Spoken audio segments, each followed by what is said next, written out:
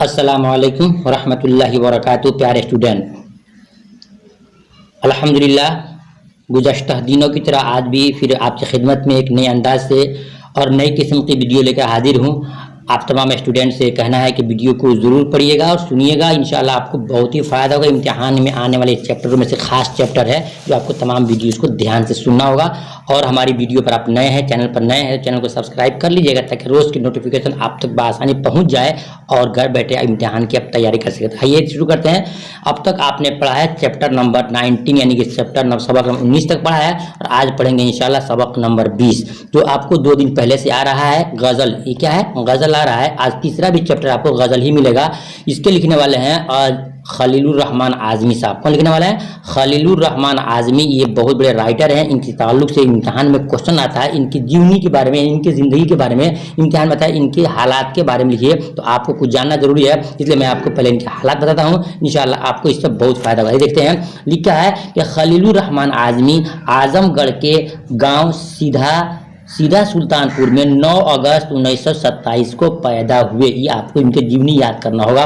उनके घर में मजहबी और अदबी माहौल शुरू से कायम था। इब्तदाई तालीम आजमगढ़ में हुई। बाद में आला तालीम के लिए, आला माने उच्च शिक्षा, आला तालीम के लिए वो अलीगढ़ आए और फिर वहीं के होकर रह गए। मतलब कि वहीं पर उन्होंने क़याम कर लिया, मुस्तकिल वहीं पर रह गए। आजमगढ़ और अलीगढ़ की इल्म परवर फ़िज़ा में उनकी अदबी परवरिश व पर्दाख्त हुई। यानी कह रहे हैं कि अच्छे माहौल में उनकी परवरिश हुई, जिसका नतीजा ये था कि बीए की तालिब इल्मी के ज़माने में उन्होंने आतिश की शायरी पर मशहूर रिसाला निगार में किस्त दर किस्त जो मजमून शाये कराया, उसने उन्हीं मोतबर अदीबों की सब में लाकर खड़ा कर दिया। आप बता रहे हैं कि उन्होंने इस तरह बचपने के ज़माने में यानी कम इल्मी के ज़माने बीए भी किए थे, उस वक्त उन्होंने एक ऐसे तरह से एक अंदाज से एक रिसाला निकला जो पहले के शायर, जैसे आतिश शायर हैं, वो बहुत बड़े शायर हैं, उनके हम वजन में आ गए, उनके बराबरी में आने लगे और उनका भी नाम चर्चा इलाके में और जगह जगह पर होने लगा। फरमाया, बताया कि 1952 में बहैसियत लेक्चरर के शोबे उर्दू अलीगढ़ में उनका तकर्रुर हुआ। तकर्रुर मीन्स उनका बहाली हो गया। मुलाजमत के दौरान ही 1 जून यानी 1 जून, यकुम है फारसी लफ्ज़ है, अरबी लफ्ज़ है, 1 जून 1978 को महज 51 साल की उम्र में उनका इंतकाल हो गया। स्टूडेंट, ये तमाम चीज़ें जो आपको 1 से 2 बार सुनना होगा ताकि इम्तिहान में आपको बहुत ही मददगार साबित हो। वही देखते हैं आपको जो लिखा है इम्तिहान को आपके क्वेश्चन किताब के अंदर, खोलिएगा पेज नंबर आप, तो आपको मिलेगा 163 पेज में जो मुख्तसर गुफ्तगू जिसको बोलते हैं, जिसको हम इंग्लिश में बोलते हैं शॉर्ट टाइप क्वेश्चन, वो आपको देखना होगा। और इससे पहले जो वेरी शॉर्ट टाइप क्वेश्चन है जो ऑब्जेक्टिव में आपको दिया जा चुका है, आप पहले वीडियो में जाकर के ऑब्जेक्टिव में देख सकते हैं। आइए देखते हैं क्या लिखा है और आपको जवाब देना होगा इम्तिहान के अंदर। लिखा है सवाल नंबर 1 में कि खलीलुर रहमान आज़मी की शायरी में कैसी कैफियत पाई जाती है। यानी पूछ रहा है सवाल के अंदर कि खलीलुर रहमान आज़मी को शायरी करने में उनके अंदाज़ बयां क्या था, लिखने का और पढ़ने का अंदाज क्या था, किस गहराई से लिखा करते, ये क्वेश्चन पूछ रहा है। तो फिर सुनिए, खलीलुर रहमान आज़मी की शायरी में कैसी कैफियत पाई जाती है। इसका जवाब परफेक्ट देखिए आप। तो खलीलुर रहमान आज़मी अपने शायरी में गहरे इंसानी सोच की शमूलियत के लिए एहतराम की निगाह से देखे जाते हैं। रफ्ता रफ्ता मीन्स धीरे धीरे, रफ्ता रफ्ता उनकी शायरी में हुज़्न मलाल की कैफियत बढ़ती चली गई। आखिर ज़माने में उनके यहाँ मौत का एहसास और ज़िंदगी के सिमटने का अंदाज बार बार उभरता रहा। अपनी तवील बीमारी के दौरान उन्होंने वसीयतनामा भी लिख लिया था, लेकिन उस गम अंगेजी में ज़िंदगी के हक़ाइक़ से फरार के बजाय मुकाबला आराई देखने को मिलती है। स्टूडेंट, ये आपने सुना। अब इसके अंदर निचोड़ इसके निकलता है कि खलीलुर रहमान आज़मी जो शुरू के अंदर एक गहरे अंदाज के तरह से शायरी लिखा करते थे, एक वक़्त आया कि फिर उनके अंदर कुछ पज़मुर्दगी यानी कुछ उनके अंदर सुस्ती आ गई और उनके अंदर कुछ गमगीनी पैदा हो गई और धीरे धीरे वजह यह थी कि उनको बीमारी ने घेर लिया और उसी बीमारी के अंदर धीरे धीरे वो बढ़ते रहे और बीमारी ने उनको एक वक्त ऐसा आया कि उस बीमारी के अंदर उन्होंने एक वसीयतनामा लिखा। इसको उन्होंने यानी को अपने मरने के बाद उन्होंने क्या क्या लोगों को दिखाना था, बताना था, वो सब उसको लिख दिया। उसको कहते हैं वसीयतनामा। वसीयतनामा लिखा और उसी बीमारी में उनका इंतकाल हो गया, जैसा कि मैंने आपको शुरू में बताया था। देखते ये हो गया। अब देखते हैं दूसरा सवाल में है, दूसरी गज़ल का काफिया और रदीफ अपनी कापी पर लिखिए। जो आपकी किताब में जो गज़ल लिखा है, उन्होंने गज़ल को लिखा है 2 पार्ट में। कितने पार्ट में लिखा है? 1 पार्ट में लिखा है, उस पर भी दुश्मनों के कहीं साया पड़ गया, गम सा पुराना दोस्त भी आखिर बिछड़ गया, यानी गया गया जो लफ्ज आया है ये शेर में से दे करके पूछता है, आपसे पूछा जाए किसका है तो आपको बोलना होगा खलीलुर रहमान आज़मी का है। उन्होंने गज़ल लिखा है, इसमें 2 पार्ट किया है। जितने भी गज़ल लिखने वाले लोग पीछे हैं उन सबों ने गज़ल लिखा है, उसमें 2 पार्ट कर दिया, इसलिए उसको याद करना होगा कि किसका है, ये खलीलुर रहमान आज़मी का गज़ल है। अब नीचे दूसरा जिनका पार्ट है, हम बांसुरी पर मौत की गाते रहे नगमा, खोल कर देख सकते हैं पेज अपना 160 पेज में, आपके बुक में होगा 160 पेज में कि हम बांसुरी पर मौत के गाते रहे नगमा तेरा, ऐ जिंदगी रुतबा रहे बाला तेरा। फिर आगे लिखते हैं हर जगह तेरा तेरा तेरा जो आ रहा है वो पूछ रहा है इसमें काफिया कौन है, रदीफ कौन है। ये स्टूडेंट जानिए कि आप जो पढ़ते हैं गज़ल उसमें ने पहला जो होता है वो क्या होता है, पहला आपको काफिया, पहला आपको क्या मिलता है काफिया,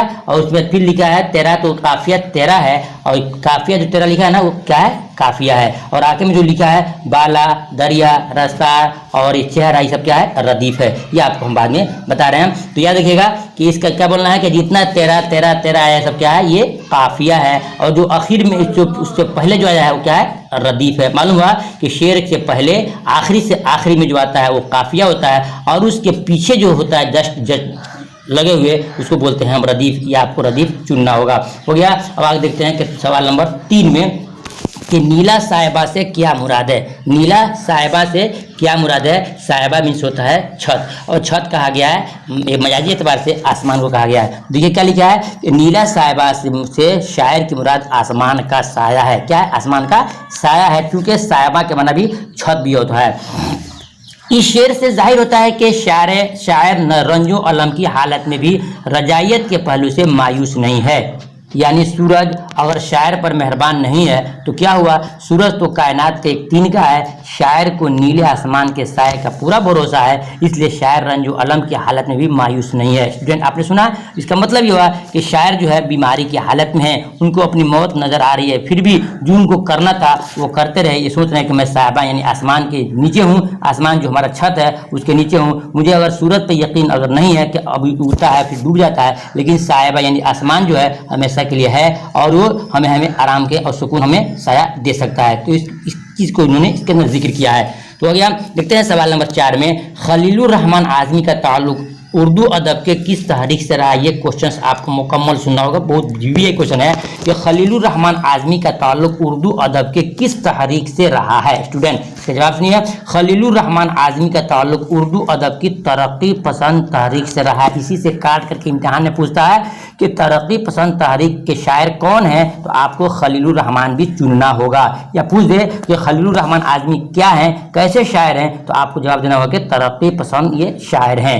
यही वजह है उन्होंने अपने तहकीकी मकाले के लिए इसी मौजू का इंतखाब किया, किसका, यानी तरक्की पसंद तहरीक का इंतखाब चुनाव किया, चुना है। प्रोफेसर रशीद अहमद सिद्दीकी की निगरानी में खलीलुर रहमान आज़मी ने अपना तहकीकी मकाला मुकम्मल किया। उनके मकाले का उन्वान उर्दू में तरक्की पसंद तहरीक अदबी तहरीक था, जो 1972 में छपकर मंजरे आम पर आया, जिसे अब भी मेयारी तहकीकी मकालात के ज़िम्न में एक नमूने के तौर पर देखा जाता है। स्टूडेंट आपने सुना, इसका निचोड़ ये सुनिए कि बता रहे हैं कि खलीलुर रहमान आज़मी जो है तरक्की पसंद अदीब के तरक्की पसंद तहरीक के क्या थे, खूगर थे, यानी उसके मतवाले थे, और इस पर उन्होंने बहुत अच्छा एक मकाला लिखा है, जिसको सारे शोरा ने उसको सराहा है, और वो मंजर आम यानी कि मार्केट में आ चुकी है, और लोग उसको अच्छे निगाह से देखते हैं। यानी उनकी लिखने का अंदाज ऐसा था कि ऐसी चीज़ें लिखते थे कि सब उसको पसंद किया करते थे। ये हो गया। अब आइए देखते हैं सवाल नंबर 5 जो आखिरी क्वेश्चन होगा, शॉर्ट टाइप क्वेश्चन का आखिरी क्वेश्चन होगा। सवाल नंबर 5 में है, खलीलुर रहमान आज़मी ने अपनी शायरी किस बड़े शायर के इत्तिबा में किया। इसका मतलब यह कि शायर खलीलुर रहमान आज़मी ने अपने शायरी में, यानी कि जो शेर कहते थे, उन्होंने अपने उस्ताद किसको माना, यानी किसके आगे पीछे रह करके उन्होंने चीज़ को सीखा है और किसकी बातों को माना करते थे, पूछ रहे हैं। जवाब देंगे कि खलीलुर रहमान आज़मी ने आम तौर से अपनी शायरी में मीर तकी मीर की पैरवी की है। इम्तिहान में ऑब्जेक्टिव भी आता है, स्टूडेंट ध्यान रखिएगा कि खलीलुर रहमान आज़मी ने किसकी तकलीद की है या किसका इत्तिबा किया है, यानी किनकी बातों को माना है, किनके रास्ते पर चले हैं, तब क्या चुनेंगे, मीर तकी मीर के नक्शे कदम पर चले हैं, उनकी बातों को माना है। खलीलुर रहमान आज़मी ने जिस ज़माने में अपनी शायरी की इब्तिदा की थी वह तकरीबन जदीदियत के आगाज़ का मरहला था, यानी कि बिल्कुल नया नया ज़माना था। यही वह ज़माना था जब शायरी में मीर तक़ी मीर की पैरवी को बड़ी अहमियत हासिल थी। चुनांचे खलीलुर रहमान आज़मी ने भी अपनी शायरी में मीर की तक़लीद का खासा इल्तिज़ाम किया। स्टूडेंट, इसका मतलब यह कि जब नया नया शायरी का ज़माना चल रहा था तो अक्सर शोरा जो है मीर तक़ी मीर से मुंसलिक हुआ करते थे। तब देखा कि सब उनसे मिले हुए हैं, उनसे जुड़े हुए हैं और उनके शायरी को लोग पसंद करते हैं, तो खलीलुर रहमान आज़मी ने भी मीर तक़ी मीर को पसंद किया और उनको अपने आप को मती और फरमाबरदार और इत्तबाकार अपने आप को मान लिया, इनमें जुड़ गया। तो याद रखिएगा, पूछ देगा कि खलीलुर रहमान आज़मी किससे जुड़े हुए थे, उनका लगाव किससे था, तो बोलेंगे क्या, मीर तक़ी मीर जो है बहुत बड़े शायर हैं, उनसे उनका लगाव था। स्टूडेंट, वो तमाम क्वेश्चन हो गए जो हमने आपको दिया, आपको 1 से 2 बार सुनना होगा, क्योंकि सब्जेक्टिव क्वेश्चन के अंदर ही ऑब्जेक्टिव क्वेश्चन छुपे होते हैं, इसलिए आपको ध्यान से तमाम चैप्टर को सुनना होगा और पढ़ना होगा।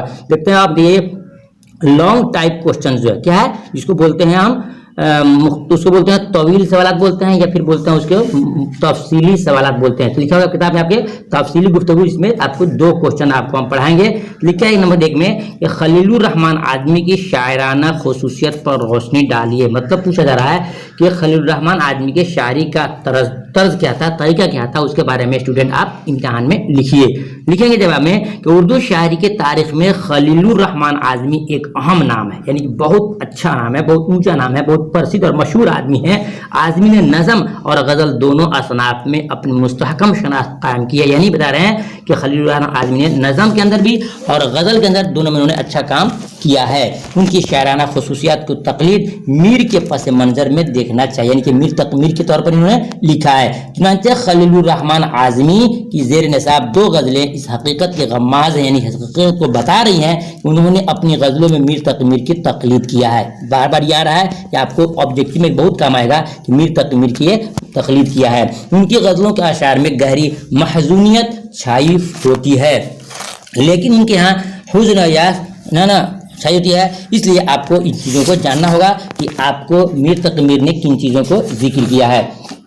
इसी गज़ल में शायर ने बछड़, उखड़, इधड़, बिगड़ और उजड़ जैसे अल्फाज का इस्तेमाल किया है। जो आपको गज़ल बताया गया ना, किताब के देख सकते हैं उस पेज के अंदर, तो उसमें ये लिखा, ये अल्फाज जो आए हुए हैं क्या, फिर बताया आपको, बिछड़ और उखड़, इधड़, बिगड़ और उजड़ जैसे अल्फाज का इस्तेमाल किया है। उन अल्फाज पर अगर गौर किया जाए तो निकलता है तो ये नतीजा निकलता है कि शायर ने क़ल्बी और वाक़यात के साथ साथ अपने जज्बात की शमूलियत भी कर दी है। तभी इन अशार में दर्द और ठेस की शिद्दत हद से ज़्यादा दिखाई देती है। यानी बताया जा रहा है कि खलीलुर रहमान आज़मी जो है शायरी करते हुए, शायरी के अंदर दर्द और मोहब्बत और शफ़क़त और एक तरह से अंदर से दुख दर्द को उन्होंने जिक्र किया है, और अक्सर ये जिक्र किया करते थे। उनके शायरी का एक अंदाज हो गया।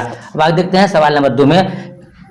दूसरी गज़ल जो है नहीं, दूसरी गज़ल में शायर ने इंसानी ज़िंदगी के गहरे तजर्बात को पेश किया है। पहला गज़ल तो हो गया जिसमें दुख दर्द का जिक्र किया है, और दूसरी गज़ल पूछ दिया कि दूसरे गज़ल में उन्होंने क्या जिक्र किया है। लिखेंगे कि दूसरी गज़ल में शायर ने इंसानी ज़िंदगी के गहरे तजर्बात को पेश किया है। यह गज़ल उसने ज़िंदगी के आखिरी दौर में कही, यानी कि उनका आखिरी वक्त चल रहा था जब उन्होंने इस गज़ल को कहा था। वह जब हर कदम पर मौत की आहट सुन रहा था। अब पहले शेर में मौत की बांसुरी पर ज़िंदगी का गीत गाने की बात करता है। ये शायर की रजायत पसंदी की बेहतरीन मिसाल है। शायर के ख्याल में गम से हार कर बैठ जाने का नाम ज़िंदगी नहीं है। सुनिएगा, इसके निचोड़ यही है कि शायर का कहना है कि गम से हार कर बैठ जाना ये ज़िंदगी का नाम नहीं है, बल्कि दुश्वारियों से लड़ने और उससे आजमाने, इनके ताकत नबर आजमाना मतलब ताकत आजमाने होने का नाम ज़िंदगी है। यानी उससे लड़ना चाहिए, और यही शायर का असल मकसद है जिसमें वो पूरी तरह कामयाब नजर आता है। यानी कि मौत की बीमारी की हालत के अंदर भी मौत सामने नजर आ रही थी, फिर भी अपने शायरी के अंदर पीछे नहीं हटे और हिम्मत इस्तक़लाल से काम करते रहे। स्टूडेंट, वो क्वेश्चन है तो आपने सुना। देखते हैं सवाल नंबर 2 में क्या है कि खलीलुर रहमान आज़मी की अदबी खिदमात पर रोशनी डाली है। उन्होंने दुनिया के अंदर अदबी खिदमत किस अंदाज से दिया है, कैसे कैसे किताबें लिखी, क्या क्या, इसके बारे में आपसे पूछ रहा है, जो आपको बताना होगा इम्तिहान के अंदर। देखिए लिखा है, खलीलुर रहमान आज़मी एक साथ शायर और नक्काद दोनों हैसियत से अहमियत के हामिल हैं। बता रहा है कि खलीलुर रहमान आज़मी शायर भी हैं और साथ साथ में तनकीद नगार भी हैं, यानी तनकीद भी लिखा करते थे, उनकी दोनों के हामिल थे। शायरी भी वो नज़म और गज़ल दोनों असनाफ में अपनी मुस्तहकम अदबी शनाख्त कायम करने में कामयाब रहे। जदीदियत के आगाज़ के मरहले में जब पैरवी मीर को बहुत अहमियत हासिल थी, उस वास्ते से भी खलील साहब नासिर काज़मी इब्न इंशा के साथ नुमाया तौर पर पहचाने गए। उनकी किताब नई नज़म का सफ़र अब भी नई नज़म का सबसे मेयारी और माकूल इंतखाब तस्लीम की जाती है। बताया जा रहा है कि खलीलुर रहमान आज़मी ने बहुत अच्छे अंदाज से शायरी किया है और उन्होंने गज़ल भी लिखा और नक्कादी भी किया है। तमाम चीज़ों को तो बहुत माहिर थे। आगे लिखते हैं कि खलीलुर रहमान आज़मी ने 3 शेरी मजमूए हो चुके हैं। कागजी फरहान, जो आपको ऑब्जेक्टिव में मिला होगा, इम्तिहान में बहुत आता है, स्टूडेंट याद कीजिएगा कि कागजी फरहान 1955 में और नया अहदनामा 1965 में, जिंदगी ए जिंदगी 1983 में, आसमां ए आसमान के नाम से उनकी शायरी के इंतखाब भी 2000 में मंजर आम पर आया था।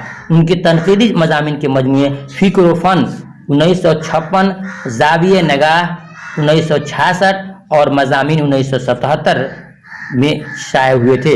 बहादुर शाह ज़फ़र की शायरी का इंतखाब तफसीली मुकदमे के साथ नवाए ज़फ़र के नाम से 1975 में शाया हुआ। इसी तरह 1976 में मसनवी सहरुल बयान पर एक मुकदमा भी लिखा है। स्टूडेंट, वो तमाम चीज़ें रहे जो आपको जानना होगा। और सबसे ज़्यादा इसमें विशेष आपको जो किताब का नाम बताया गया है और ये कब शाया हुआ है, शाया मीन्स कब प्रकाशित हुआ, कब मंजर आम पाया, ये आपको जानना बहुत ज़रूरी है, इसको रखना होगा। इसी किताब में से उठा करके एक दे देता है और कहता है कि किसकी किताब है, इसमें इनका भी नाम होता है, तो आपको चुनना होगा खलीलुर रहमान आज़मी के। स्टूडेंट, ये तमाम क्वेश्चन है जो हमने आपको दिया। हमारी खिदमत कोशिश अगर आपको अच्छी लगी हो स्टूडेंट, तो दिल से वीडियो को लाइक ज़रूर करना और अपने साथियों में शेयर करना। फिर इंशाल्लाह ऐसे ही वीडियो मिलते हैं कल, तब तक इजाज़त दीजिए। खुदा हाफिज़। अस्सलाम वालेकुम रहमतुल्लाहि व बरकातुहू।